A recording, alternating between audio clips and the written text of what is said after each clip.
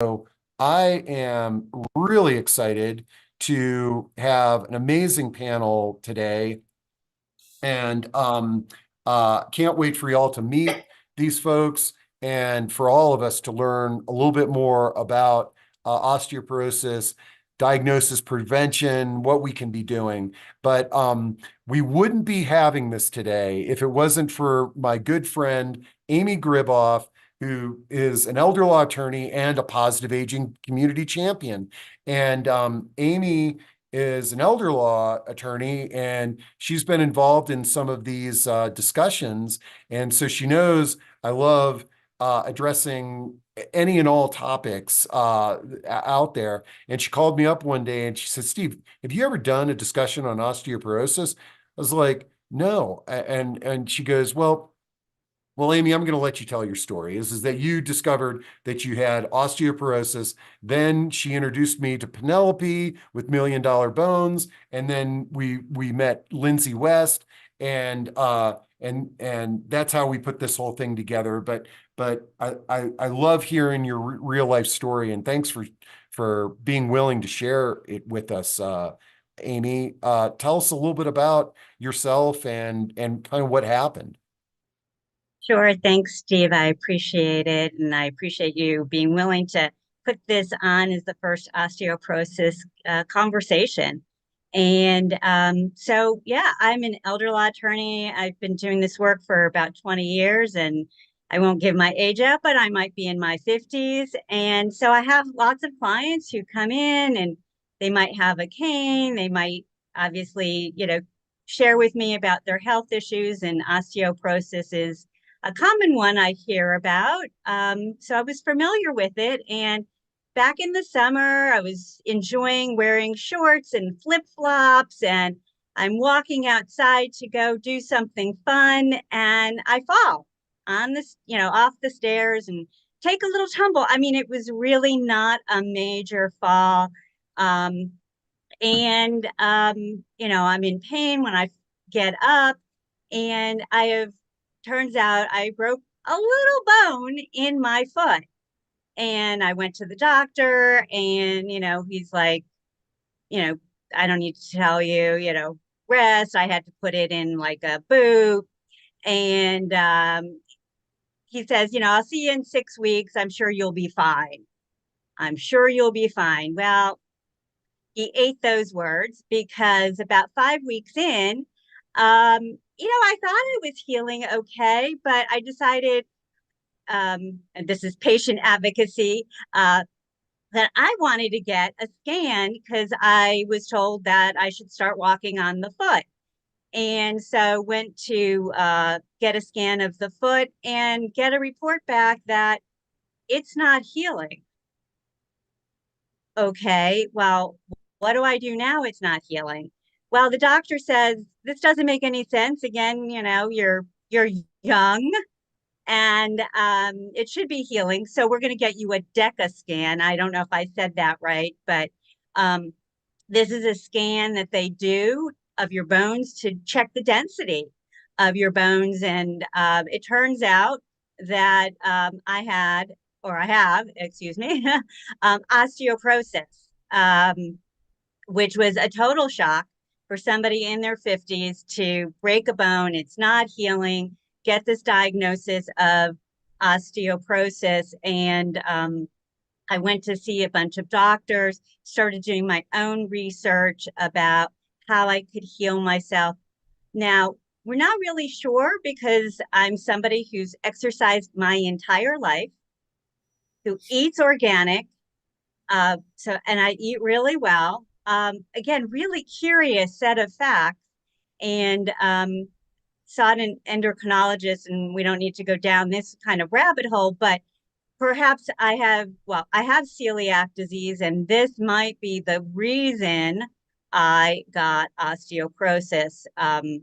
Didn't know that celiac could cause osteoporosis, but I've learned a lot about so many ways that people end up with osteoporosis. And during my research, I met Penelope and Million Dollar Bones, and more about exercising and different kinds of exercise if you have osteoporosis, and also the wonderful organization Bones Health and Osteoporosis Foundation, which has just a ton of resources. And so I think at this point, if it's okay, I'm going to turn it over to Yeah. Penelope. Well, you know, it's interesting, Amy, while you were talking about the DECA scan, an email came in, which I dropped into chat, which I hope that we can address. I'd never heard of a DECA scan until today, and now here I am being surrounded with DECA scans, so I can't wait to learn about that. But yeah, I was thrilled when you introduced me to Penelope, who has really got a dynamic background. Penelope, tell us a little bit about yourself and some of the organizations that you're a part of. Thank you so much, Steve, and thank you, Amy, for this fabulous introduction. Real quick, that's the DEXA, DEXA, DEXA, oh yeah, that people get to test the quality, the quantity, bone density. And for those of you who don't know what that is, it's a test that it's kind of like it's one of the markers. So it's like getting your cholesterol tested. So it gives you an idea of a baseline, so of what your bone density is, and a good starting point. So my background initially was all dance and movement. I've been teaching Pilates for over 20 years, closer to 23 years now. And when I first started teaching, I had a lot of clients walk in the door who said, I have osteopenia or I have osteoporosis. And I think that's an important understanding, that whether you have osteopenia or osteoporosis, it's systemic. And if you're a movement professional, you should be teaching the same safety modifications for everything to prevent a fracture. But anyway, fast forward, I became a specialist with osteoporosis exercise. And then later on down the road, also got the diagnosis myself that I actually had severe osteoporosis. I was considered sicker than most of my clients. And holy cow, that's yeah, incredible. Yeah, and as Amy alluded to, there's a lot of reasons, but here I also was somebody who considered myself healthy, very active, and fast forward when we get to speak with Lindsey, who's representing the Bone Health and Osteoporosis Foundation, which I also then became a support group leader and now a leadership ambassador to spread the word that you can't tell from looking at someone from the outside if their bones are not healthy. I'm someone who stands very tall, looks very strong, and I am at risk for fracture. So, and older than you, Amy. But so I decided about 15 years ago to start a group called $1 Million Bones. $1 Million Bones is dedicated to the management and prevention of osteoporosis. And I say prevention because it's misunderstood that osteoporosis is really a pediatric condition that manifests in adulthood, because our bones reach what is called peak bone mass. They become the strongest and healthiest they're ever going to be by the time we're in our early 20s. So if we are doing the right things as children, young adults, teens, young adults, to make our bones really healthy, then I said, my hypothesis was, well, what if we really learn about bone health when we're young? So that was kind of my hypothesis with $1 Million Bones. Let's keep it, and it's a three-legged stool, because bone health isn't just about the right exercises. It's also about proper nutrition and stress reduction. So there's a lot of lifestyle management things you can do.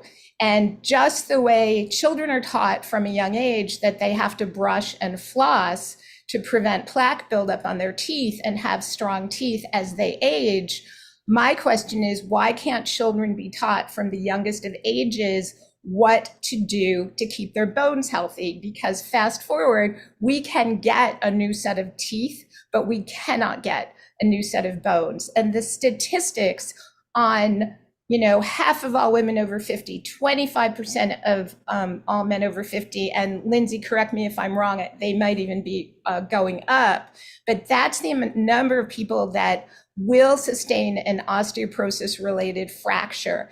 And that is not okay with me. I know it's not okay with you.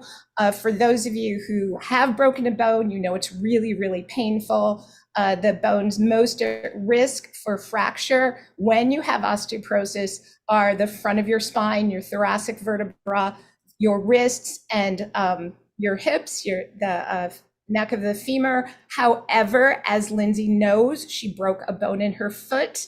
It is systemic. So it's not just, only my hips are weak. If it's with anything, if you have low bone density, you have to be cautious. So Million Dollar Bones started out as a way to teach students, young people, and I had teenagers coming into my studio every Saturday. I'd teach them for free. We would have classes. We would talk about bone health. And even I had a 14-year-old girl with osteoporosis because she had an eating disorder. This affects everyone. And the kids were angry and they would say, why didn't my mom tell me this? Why haven't I learned this? Why? And I just said, because they don't know. It's, no, I mean, look, they just we got don't understand. a renowned elder law attorney that's been living healthy her whole life, and it's just both of you actually. And I want to get to Lindsey, but before we do, you'd brought up nutrition, and Yes. one of the things that I've really interested to learn about you, Penelope, and I think the logo's there on your screen there, that you've you've started a food company that was also inspired by Yes. by this. Thank you so much for bringing that up, because I'm so passionate about this. So during COVID, I started the Sea and Flour Baking Company. We actually have patented a process to put seaweed into bread so it doesn't turn it green and murky. In the past 3 years, we have launched the United Nations Ocean Conference in Lisbon. We are still considered a startup, but we're totally on the verge, because as of yesterday, I found out that Giant Supermarkets in the Philadelphia region is launching our product in store. I believe the date is March 18th, so I will be back on the East Coast, hopefully feeding people bread. And what I brought for you is a clip. There's an upcoming Netflix docuseries called Seastainable, and it's about eating food from the ocean, healthy food from the ocean in a sustainable way that still protects our planet. And when the director heard about my story, and my husband, Arlen Wasserman, we have a company also called Changing Tastes. And when he heard about us, he said, oh my goodness, I want to feature you guys and I have to redo my trailer. So he did this teeny tiny clip that I would love to share. Cool. Yeah, share it with us. Yeah, because one of the great things about the bread is that it's seaweed, makes it very low in sodium, but it also is a power-packed plant-based food that's good for your bones. So I'm just going to push share screen, fingers crossed, and it would be this one, I believe, hopefully. And you can all see a big black. Yeah, we see nice big blacks. There we go.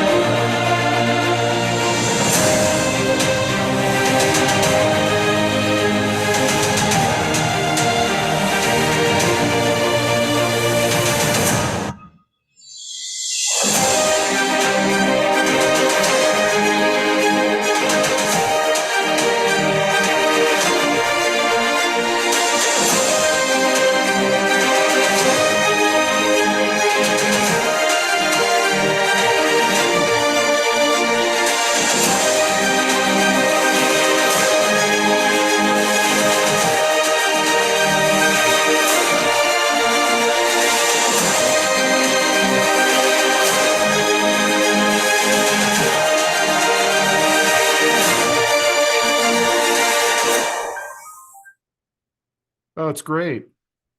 I you. love it when sort of adversity or challenges sort of create new opportunities for folks. And this is great. Okay, and I see questions are coming in. Oh, on that, is this seaweed toast gluten-free?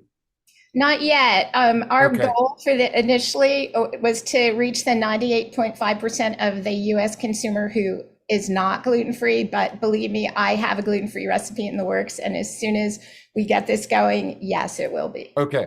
All right. I can see the questions pouring in. Lots of people with osteoporosis or the diagnosis got lots of questions. And that's why we've got an awesome, our final panelist that we want to introduce you to is Lindsey West with the Bone Health and Osteoporosis Foundation. I love having a patient advocacy organization on this panel. And Lindsey, I'm a novice at all of this, so I hope you can kind of help me and others understand osteoporosis 101, but then I hope that all of us can dive in and start addressing some of these real life stories that I'm seeing in the chat. Yes, so thank you. I'm really honored and pleased I could be here to join you. Obviously, from our perspective as the Bone Health and Osteoporosis Foundation, it's really important to spread the word, and that's exactly what you're doing within this forum for people of all ages to have a better understanding of this disease, because it is really misunderstood, not understood well. It is confusing, it is scary, it is overwhelming.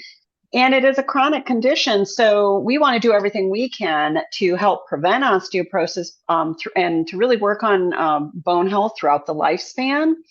But then to really address, what can we do to prevent it? And then if we are diagnosed, what does that mean for us in our health journey, right? So just a couple of really quick slides. I just want to highlight a couple of key points. For those of you, so let me share my screen real quick, and we'll see if we can pull this up. Give me 1 second. And get up here and get up here. Can we see that okay? Yep, that's great. Okay, great. So again, Bone Health and Osteoporosis Foundation, as Steve mentioned, we are the nation's leading agency solely focused as a nonprofit on helping folks with bone health and osteoporosis exclusively is our focus.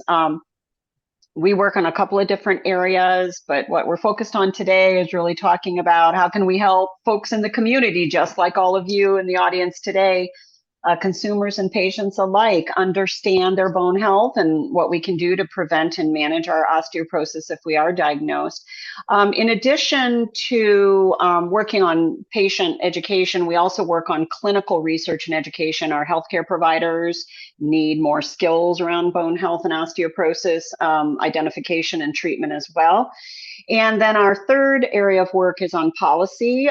Here in Washington, D.C., where we work with our health agencies to really clear the way to try to close the treatment gap in the U.S. around osteoporosis and making sure people are identified and treated as they should be for this particular condition.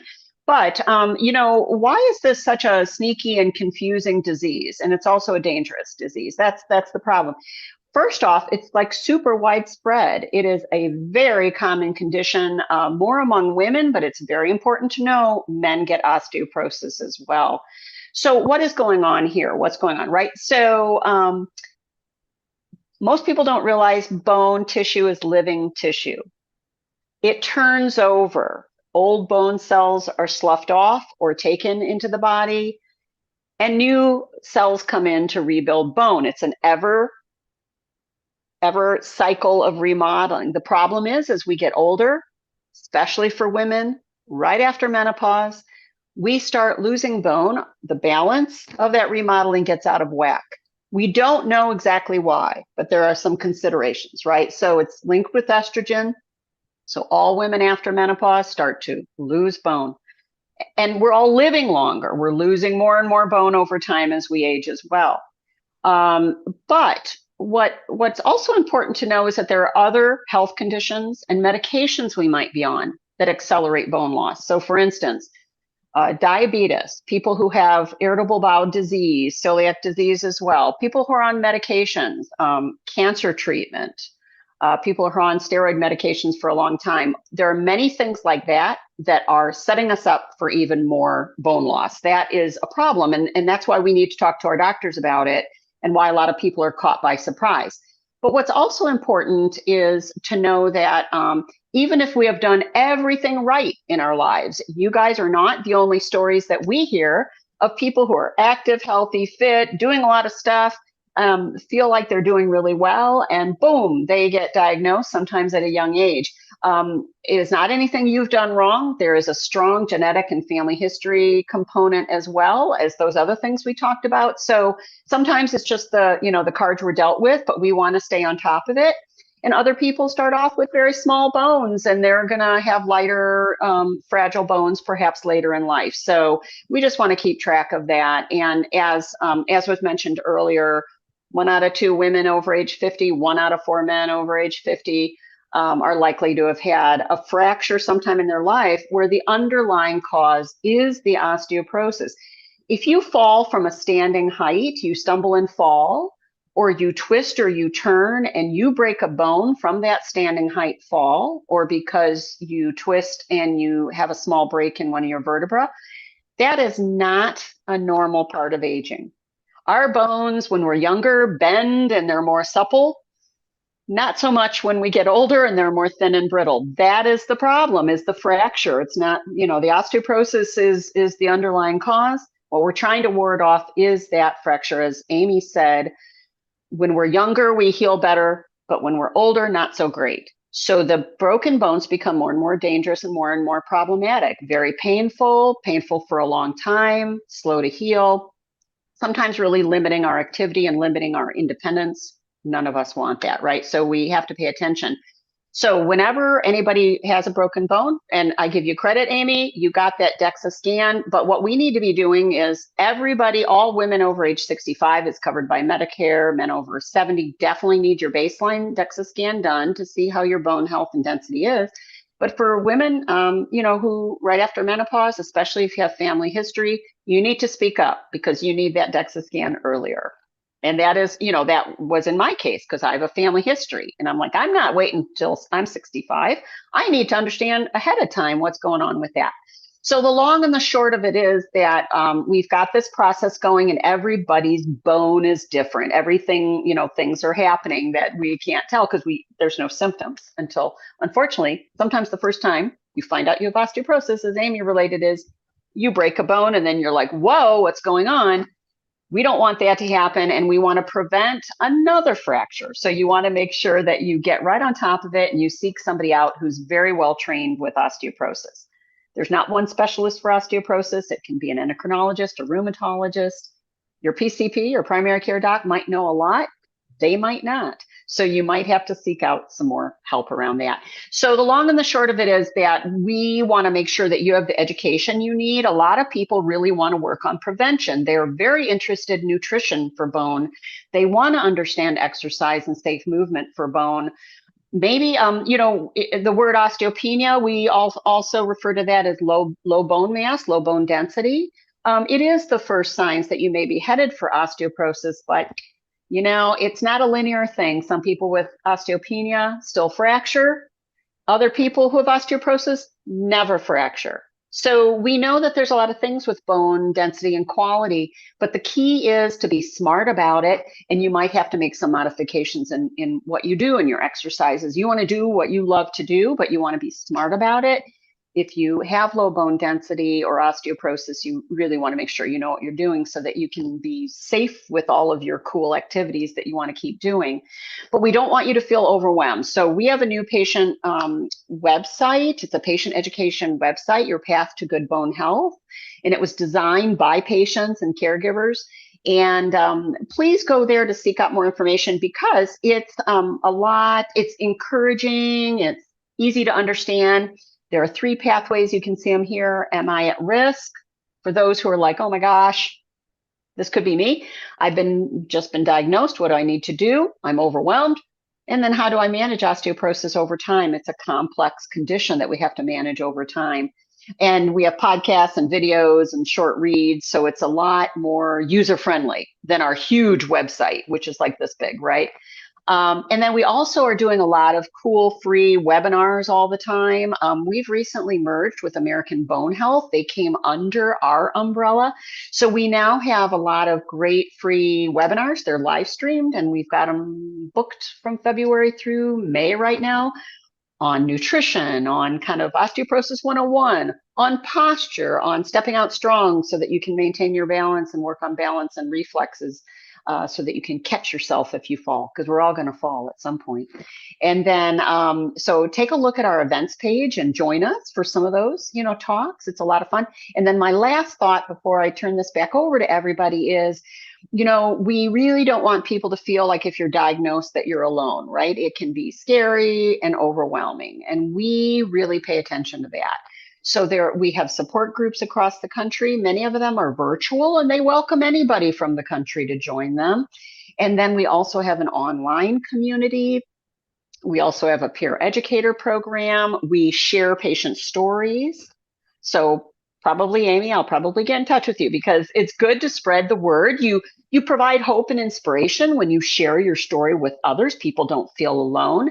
And that's really important for our mental health and our kind of mind-body awareness and really taking care of ourselves. We want to make sure that we, like Penelope said, we deal with the stress of having a chronic condition as well. So with that, I just, hope that folks will connect with us. You can reach out anytime through our Connect with Us page. You can ask questions. We can direct you to the right resources if you're having trouble finding what you need. So we welcome that. So I hope you'll check it out. Wow, this is great. Okay, well, we've got a pile of questions here, and I can tell folks already that we're going to probably have another discussion on osteoporosis. Maybe we could get a doctor on, but let me try to go through some of these, and feel free to share your comments. And folks, if you're in the audience and you've got some suggestions when we start sharing this, that would be great too. And first one, I've been walking 3 to 5 miles a day for the past 2 years, and my recent DEXA scan from 2 years ago showed no change. I was encouraged by this, and I do have osteoporosis, and I've been reluctant to take bisphosphonates. Can somebody pronounce that? What is that? Bisphosphonate. Okay. Biphosphonates, right? Exactly. Also, my walking partner, it was on those, and had a femur break, and her orthopedic doctor told her not to go on those drugs. I realize this webinar can't diagnose this, so I'm just sending this as information on my experience. And just like Amy, thank you for the person that shared that. I learned about 5 new words in that question. But Penelope, you want to make a comment? So I get a lot of that. That's a very typical question I get from people who come in to work with me. I always say, talk to your dentist, because aside from those drugs causing horizontal femur fractures in some patients, they also sometimes cause osteonecrosis of the jaw, so dead jawbone. It's important to get all the facts on a medication. And also, I mean, obviously I'm very holistic, but I'm not anti-drug. Sometimes the medication is actually what you need to do. But, have you lost inches in height?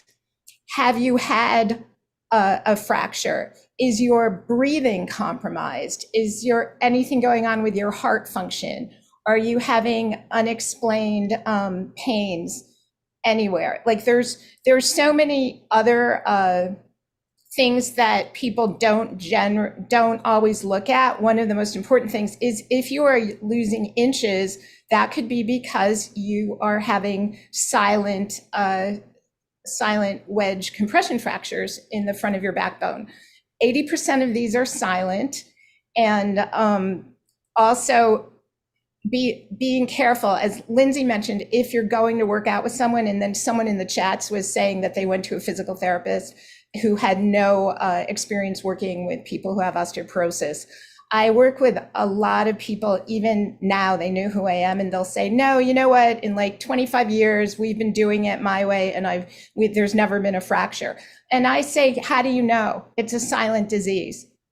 how do you know? When you look at only the outside of the body, you can't see the quality of the person's bones. So walking is really good. It's one of the best exercises. Lindsey, jump in. I see you. Yeah.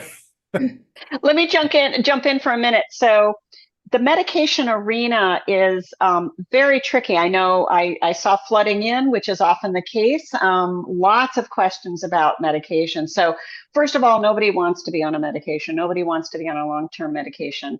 But you can do everything right. You can do all the great nutrition. We have a lot of work in nutrition, a lot of work on exercise, strength training, and weight bearing, super important. But sometimes our body needs more help to stabilize the bone we have and to try to limit fracturing. And a lot of the drugs on the market are very safe and effective. Some of these side effects, like all medications, have side effects, and it can be very scary and very worrisome, but they are rare, these significant ones. But you do always want to be aware. So I know some people in the chat are asking about a specific medication. So what I advise is that you read up on it. You can come to our website and read up on all drugs, all manufacturers, because and the medications are very tricky. They are designed for very specific reasons. And so your neighbor might be on one thing and you might be on something different. There's treatment sequencing. Some people are responding well to the med, others not so well. Some people are on one, they want to build up the bone, and they're looking at their DEXA scans, and the doctor's worried. So you have to keep working on it. Just like hypertension, heart disease, one drug doesn't fit everybody. You've got to keep at it with your treatment plan and stick with it, and do the best you can. And don't forget that all that good nutrition, that taking of calcium and vitamin D, and all that important exercise, we have to keep doing that even when we're on our medication. You need to give your body every building block it can to stimulate bone and keep the bone continuing to understand from the body that it needs to build. Got it. This is great. Okay. Oh, on the top, Linda had a question. Does the foundation accept donations from pharmaceutical companies? We get funding for non-branded educational things that we control, not that they control, that we control. Because everybody needs to be educated about what is osteoporosis, and they need to be educated. But we do not. We are a non-profit, which means we are not beholden, and we take that very seriously. We also are certified medical education credits for physicians and nurses, so you absolutely have to have any kind of separation from anything like a pharmaceutical industry. We cannot have any kind of merging or alignment. But I'm going to be honest, we partner with them because we, in other words, to understand what drugs are coming, research and development is important, and patients need to understand what drugs are out there. They've got to take care of themselves, and sometimes the medications are absolutely critical. There are some patients, they have such fragile bone that they're just breaking right out from under them. So there's some, real critical need. And then the rest of us, would like to postpone having to take any medication or have osteoporosis. So no, we are not beholden to any kind of industry. Got it. Yeah, I wanted to make sure to address that question. Now, Connie, again, I just learned about DEXA today, but Connie says, asks, are you familiar with the REM scan, REMS scan, as a substitute for the DEXA? I am. It's really interesting. Technology is coming along for how do we measure quantity and quality of bone. It is a really difficult thing. It is not just really easy to figure out how your bone health is. It is very mysterious. And so REM, REMS, and some of these other technologies are coming forward, really looking at kind of doing the scan of the bone different. A DEXA is one type thing, but that is the gold standard still. But REMS and some other technologies like TBS and other things are coming forward to give us a different picture. I wouldn't say we're ready to say that REMS is ready to necessarily substitute for DEXA, but it is can be an important consideration, but it's not widely available. Some of these things are just now coming forward. So at Bone Health and Osteoporosis Foundation, working with our physician partners and all across the country, we're trying to keep track of these technologies coming out so that we can inform everybody about these things. And we're really interested in bone quality, not just bone quantity, right? So we have, people who live on farms and have huge uptake of calcium and are active, still get osteoporosis. So it's not just kind of quantity, it's also quality of bone. So, but the technologies for screening, I think, are coming forward with some new things, and we're excited about that, including This REMS. is great. There's lots of great questions in here, folks. We'll get through them. Stacy says, my doctor told me to jump up and down every day for a minute if I couldn't go for a walk. Thoughts on this? So jumping is good for your bones. Heel drops are good for your bones. What I would say is you really want to have neutral pelvis, good posture while you're doing it. So if you're jumping and you're slouching, you could actually hurt yourself. So there's things I would recommend to doing before that to set you up before you do something like the jump. And that's why I created the tap.milliondollarbones.com online education library for people. It is filled with videos of exercises that are safe to set you up for whatever your favorite exercise is, jumping, if that's what it is, jumping jacks. And so this is my Million Dollar Bones website. And then people were calling me actually from all over the world saying, how do I do this? How do I integrate your exercises? So it's now, it's instead of www, it's TAP first, because I also have beginner tap dancing in it, because that is weight bearing and the music is good for you and concentration. Is there a place on the website? So if you go to Gentle Classes, it'll show you how you can go to the TAP site. And, I'm a dancer first, so it's going to come up as Dancing Bones because I just love to dance. And in fact, for BHOF, I've been interviewed on your podcast for dancing and all this sort of thing, what's healthy and what's not. But this will give you a basic, very gentle mat class that's good for setting you up, good for teaching you how to use your core, how to find a neutral pelvis position, gentle strengthening exercises, and hopefully it's fun for people. Okay, we also great. just started a live Wonders of Walking class, because I said it's not so much the quantity of your steps, it's the quality of your steps, which is obviously, taken from our bone quality is what makes the most difference. But, anything that you love to do that you can put a smile on your face, because the stress hormones that actually cause calcium to be leached from your bones when you're under stress, and the fight or flight posture that you're in when you're slouching and you don't even know it, and the compression that happens, there's so many things. So the goal of my tap.milliondollarbones.com is to teach people how to move safely through space and still have fun. No, this is great. And out of curiosity, we're talking about medications and this, that, and the other. Amy, have you been prescribed any medications since your diagnosis? Oh, this is quite the. Oh, okay. This is going to be the hour. Yeah. So let's see.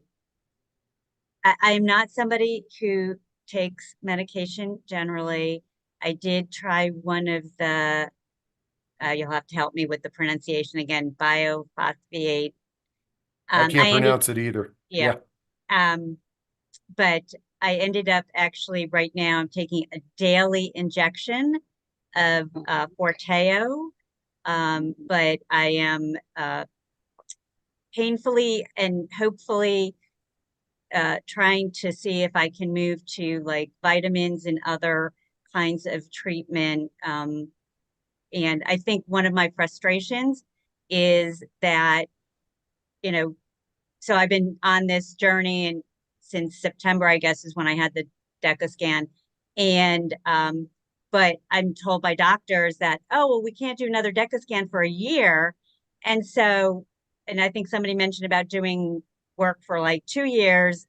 But anyway, the point is that you're like kind of in the dark trying to either take medication or do vitamins. And how do you know that you're doing the right thing and your bones are getting any stronger or get better quality? So Can I jump in here? There's a Dr. John Neustadt who's been doing this for years and years and years, and gave a really wonderful podcast recently. And he said, people get their DEXA results, and if it shows they have osteoporosis or osteopenia, they often panic. And what he compared it to was like getting getting your cholesterol tested. And he said, if you're told by your doctor that you have very high cholesterol, medication is an option, but quite often they suggest other options. Yes. So quite often they suggest other options: diet, lifestyle management, exercise, all these things to try to lower your cholesterol and improve your health before you go on the medication that can have other side effects. And he said that he compares that to the initial results from a DEXA scan, which to me, it was like, wow, that's such an interesting way to think of it. Because, I totally agree with Lindsey when she says some people absolutely need medication instantly. But when, and my mother's on osteoporosis medication. She's an incredibly fragile woman. She's had fractures for years. I look at it, and that's why I say to people, and I look at myself, have I lost height? What's going on? Do I feel strong? Are there other things? And then I've spoken with my physician. I don't make the decision all by myself, but if there's a way to try lifestyle management options first, different diet, supplements, whatever it is you're going to do, to me, that's a safer approach than going for a medication. Right. I Lindsey, really, I want to jump in because of what Amy said as well. So there's different ways to manage osteoporosis for sure. So when we're talking about lifestyle, we're really talking about the nutrition side, which is more complicated than you think. It's not just taking a calcium supplement or something easy. We got to really look at the quality of our nutrition and the way our body takes up our nutrients, including calcium and vitamin D. But the other lifestyle I saw in the chat just now, we're talking about is the exercise component and the strength training. So if we look at those, and also smoking is also leads to bone loss. And again, you might be managing arthritis, you might be managing your diabetes. It's complicated, right? So we want to make sure to get on a good footing with that. But also, as some people have questions about DEXAs, and Amy, you're wondering, like, how do you know if it's doing any good? So you often want to work with a doctor who is trained in bone turnover markers, which is blood work, not just the DEXA scans. So the DEXA scans are designed for one extremely important critical piece of data, but just one piece of data, which is the bone density. We're looking at how your body makes and turns bone over, and that metabolic issue can be problematic for people. So you're looking at underlying things going on, and whether, so often you're on a med for a while, and then they start looking not just at the DEXA, because here's the problem. We don't build bone back rapidly, and sometimes we don't build any bone back, but it's still an extremely successful treatment because we have not lost any more bone. Somebody said that in the chat. They took it as a positive that they were maintaining. Very, very good. That's excellent. And if you have not fractured, that is the end goal, not the numbers on the chart. So your doctor's going to be like, okay, what's going on with you? Are you on a new medication for some other disease? What's changed in your personal health? What's going on? So it is confusing. You need to, do the very best you can to have a healthcare provider team that you can get those questions answered, because it's different for everybody. This is one of those discussions where the longer we talk, the more questions come in, and they're just piling up. So there's no way we're going to be able to do this today in an hour, but I'm just giving people advance warning. It's 12, we got 50 minutes in. I say we can go till like an hour and 10 minutes. Usually that's about as long as we'll go. And we'll try to get through some of these questions and some of these comments. Martha wanted to know, can anybody comment on the effect of thyroid medication on bone density? I know you'd said, Lindsey, like there's a lot of questions here about drugs, and it might be better to have like a panel of pharmaceuticals or somebody like that. But any Yeah, comments on thyroid? yeah. You know what? Go talk to your pharmacist. More and more pharmacists are getting, are well versed, because these things can interact, they can interfere. So if you have an endocrinologist that is dealing with your thyroid, they are also should be very knowledgeable about bone as well. So you got to work together on all those different conditions. But pharmacists can be amazing resources. They're not they're looking at kind of the whole picture of all of the medications you need to be on to make sure that you can tolerate them well and that they don't interfere with one another. So that's one Okay. idea, is to And really then talk to a pharmacist. another drug question I'm going to drop into chat, but I really think talking to a pharmacist or an expert, it's on Prolia injections. Seems there are many serious side effects. If you have one injection, how dangerous is to stop? Lindsey, can you comment on what a Prolia injection is?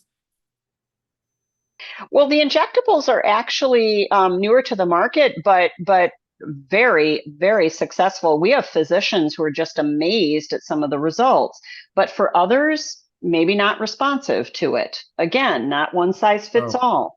So the injectables so some of the original biphosphonates and things like that are pills that you take, and then they move to pills. You don't have to take them as often. But some of these things are now, there's a reason why it's an injectable. It goes into the system in a different way. So I can't comment on all the different brand names and the different things, but it's good to talk to your doctor and to challenge what you're on and to say, well, why am I on this? Because I don't really get it. You gotta push forward to make sure that yeah. you as the patient are really well educated. And there are side effects. Some person might do great on it, and maybe you not so great. But the injectables, some of them are things that, believe it or not, and some patients do fantastic. You actually inject yourself at home yourself. Others, like Evenity and other things, you go in for a monthly injection and you're only on the drug for 1 year, and then you move to a biphosphonate to maintain the gain that you've made. You don't want to stop medication quickly. Sometimes the body responds by drastically losing bone because it's been stimulating bone with the medication, which is good. So tricky business. I can't tell you what to do, but you want to be very careful going on a drug and coming off a drug, and do it in the right way.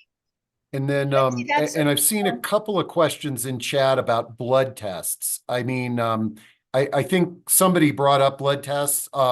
And That's the blood turnover markers we're talking about. Those are blood tests, blood turnover markers. It's Okay. confusing. You need to ask your doctor, and they have to do a special lab order.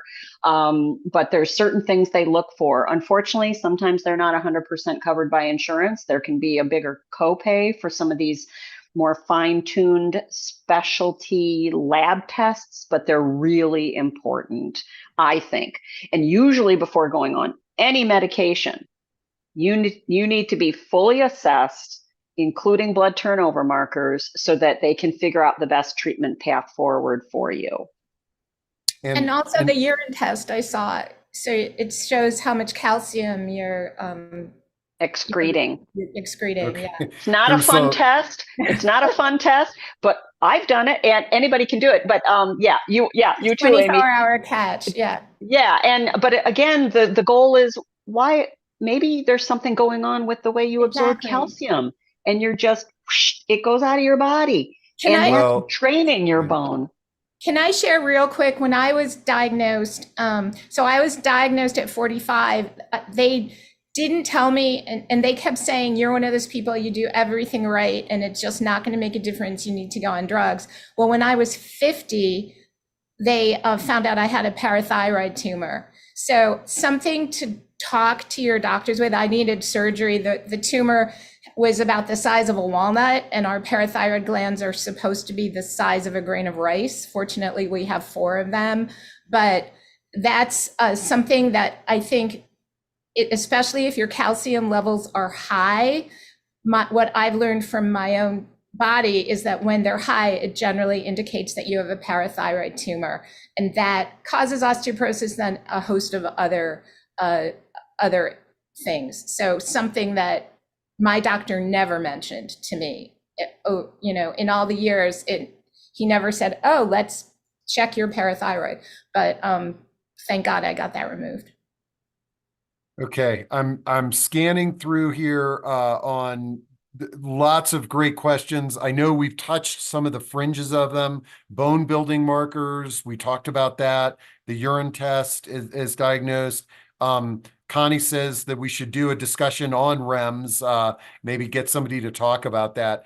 The blood work, how do we find these doctors to do the blood turnover markers and care for bone loss and bone density? Yeah, what are some suggestions on finding a good practitioner?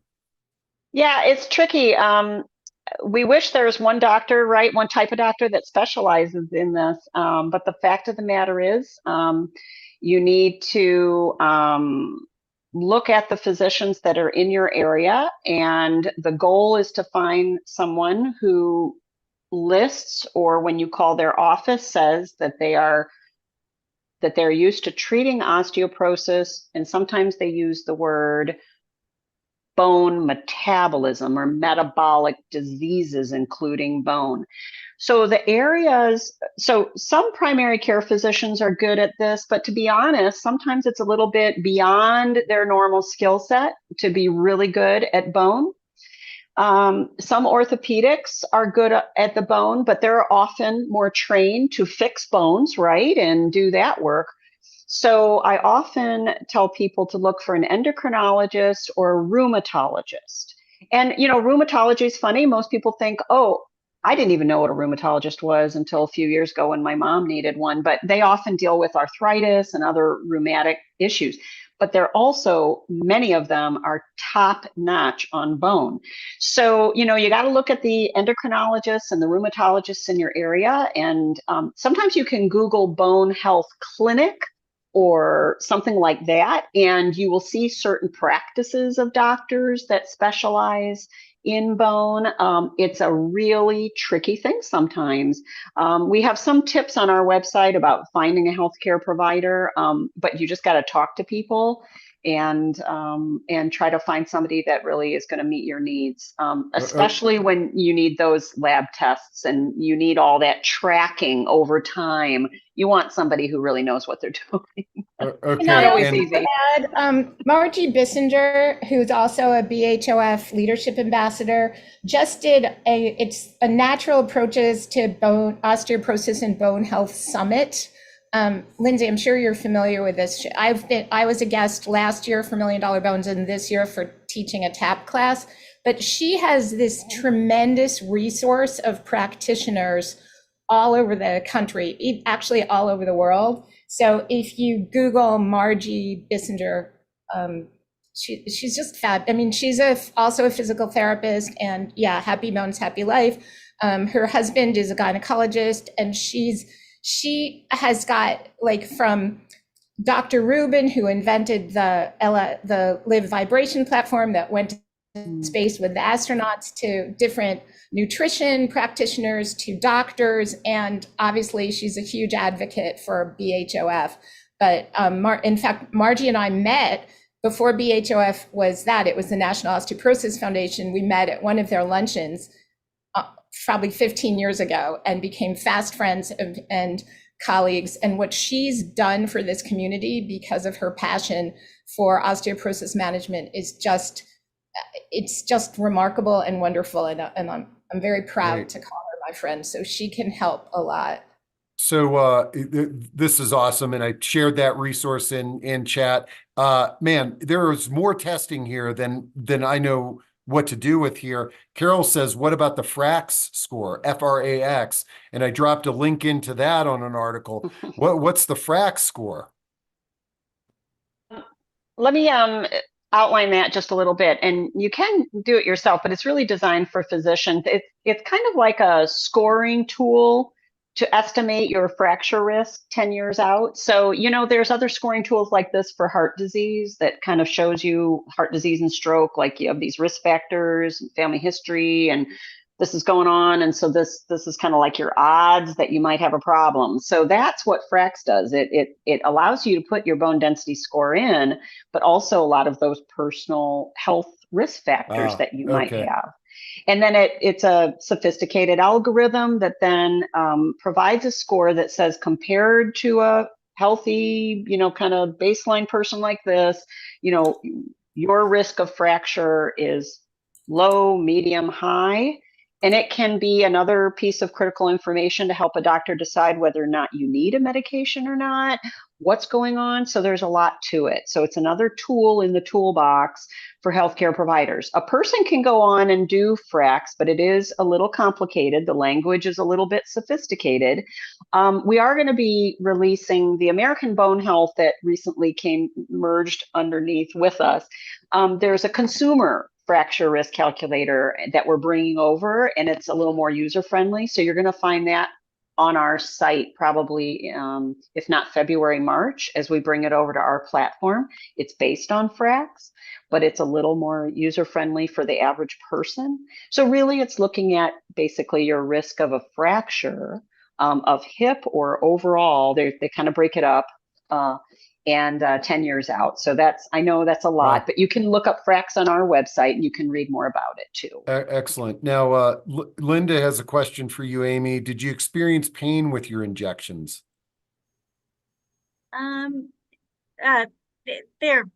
No, I would say in general, it's a little prick. No, I guess just going back to the doctor conversation, I've learned a lot, which I wish I had known, 6 months ago from this conversation. But I think when you're looking for a doctor, I've gone through endocrinologists, I've met a few. I've moved over also to like a functional medicine doctor, because I think part of the issue with osteoporosis is you have to, it's blood work, which a lot of endocrinologists may not. I mean, I don't want to throw anyone under the bus, but you just the type of practitioner that you're looking for has to do blood tests that might be outside the box and understand about nutrition and exercise. And it's a lot for any practitioner to understand.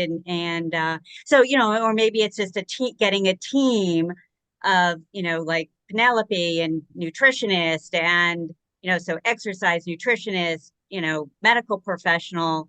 I think it's been a challenge for me. Okay. And she said, I meant pain as a side effect. Have you had any pain as a side effect? No, not yet. Okay, cool. Let's see. All right. Edith asked, what do y'all think about collagen supplements? Is that something that's been brought up in this space? I know Dr. Neustadt believes in those.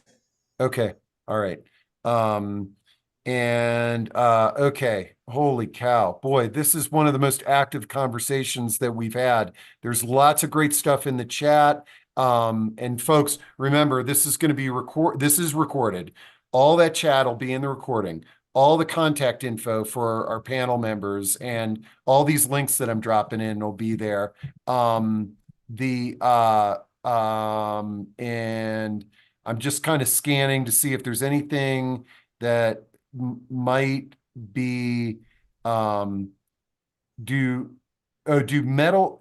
Wow, this is interesting. Lynn says, do metal implants affect the reliability of the DEXA scans? Have you heard anything about that? I know The they DEXA asked. Oh, go ahead. No, they do ask for things like that. A DEXA scan, just for people, just again, so people aren't like, because it sounds scary. It's like a bone scan. What the heck, you know?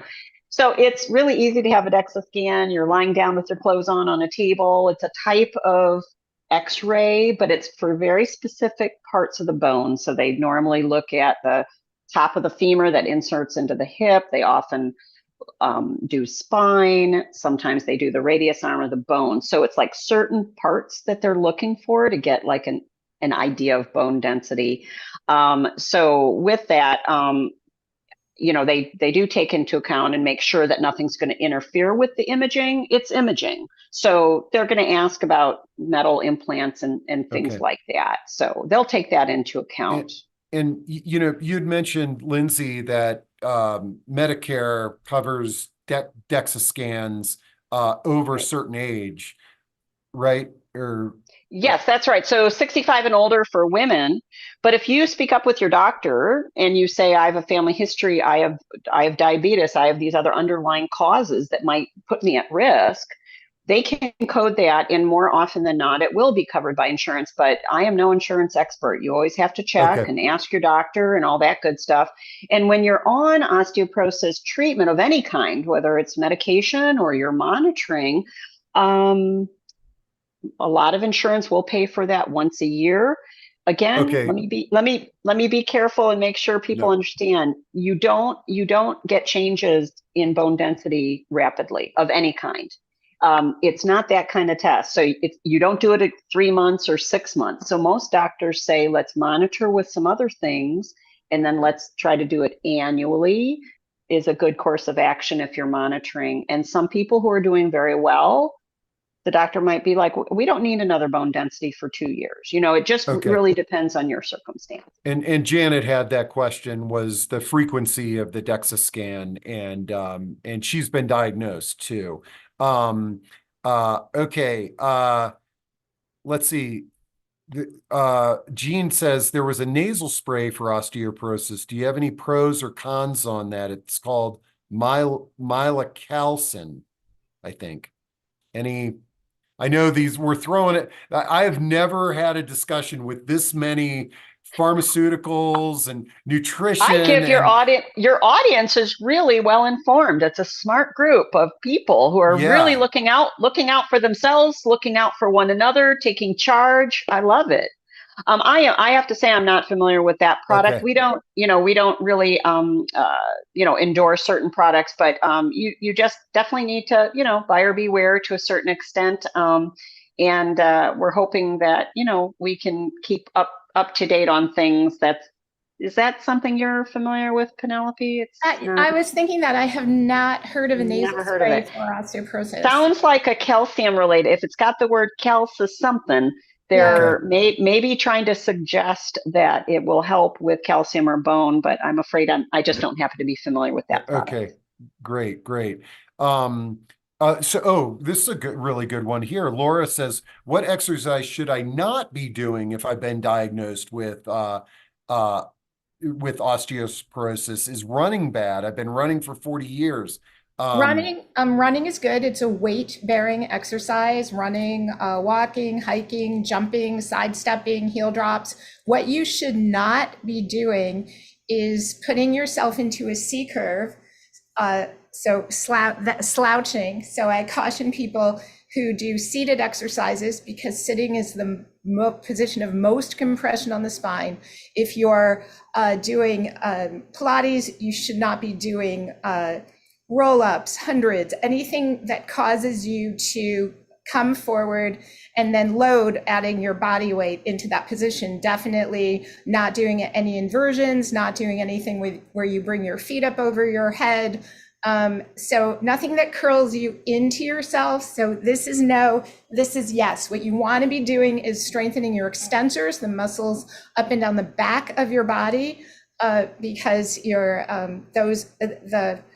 the front of your spine that is most risk for fracture does not have muscle attachments. The back of your bone spine does, the little vertebra that goes up and down. So you want to do things that stress that isometrically in a safe way. It also improves your posture. Also, if you're a yoga person, you don't want to do things like a pigeon. You don't want to torque your hip and then press your body weight into it, because that can cause a hip fracture. But all of that is carefully detailed on my Tap.Million Dollar Bones website. And I also think that BHOF has that carefully detailed with your PTs. Maybe it was Sherry who did that. So we have, right.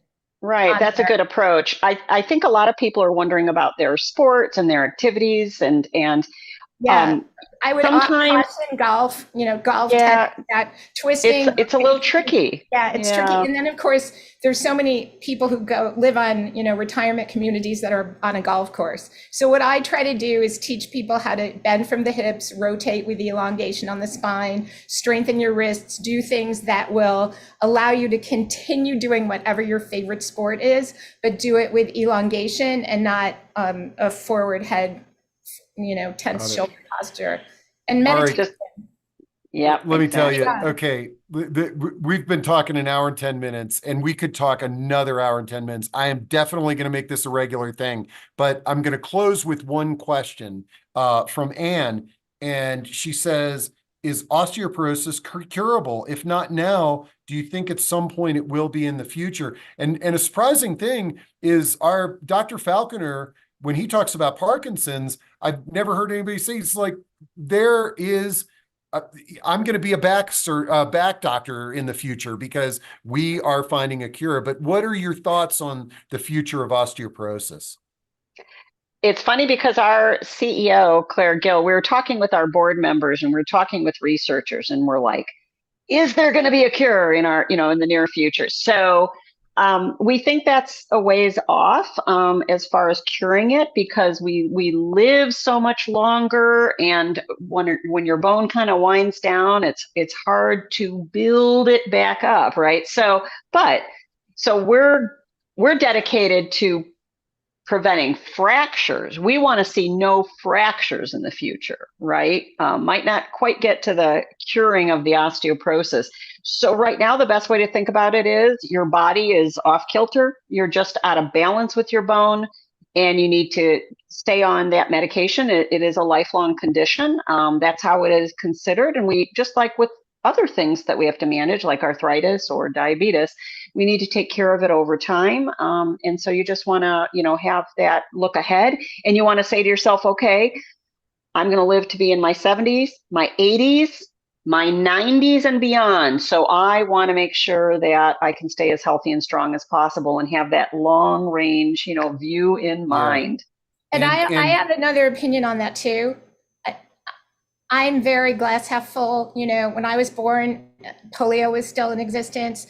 There over the centuries, diseases have been cured. So it might not happen in my lifetime, but I absolutely believe that there is going to be a time when this is not an issue. And the fact that there's organizations like BHOF working on preventing fractures, which is the symptom of the disease, and hopefully people will understand that this is a pediatric condition manifesting in adulthood. And if we address it at a different time in life for prevention, so it's something that is discussed, even though it is a hidden disease, we don't, it's a silent disease, we can still teach and learn about it. So I do believe that there will be a time when this no longer exists. This is awesome. You all are amazing, and I'm blown away at the response to this. And on that topic, what a great community. I mean, see, this is the thing that I discovered with Parkinson's. You've been diagnosed with this, but there's this community out there that you didn't know anything about. And now with that diagnosis, you're eating better, you're exercising better, your body alignment's better. It's actually the irony is that sometimes these diseases and adversity can create better positive opportunities. And opportunities for wellness, and to teach your friends and family how to be healthier. So this is great, folks. I will get this recording up, and I'll get something else on the calendar. And I'm sorry that I didn't read all the questions and comments, but we tried to get to most of them. So we'll see you next week at a discussion. Thank you so much to our panel members and to this wonderful audience today. Thank you, Thank you. Steve. Thanks.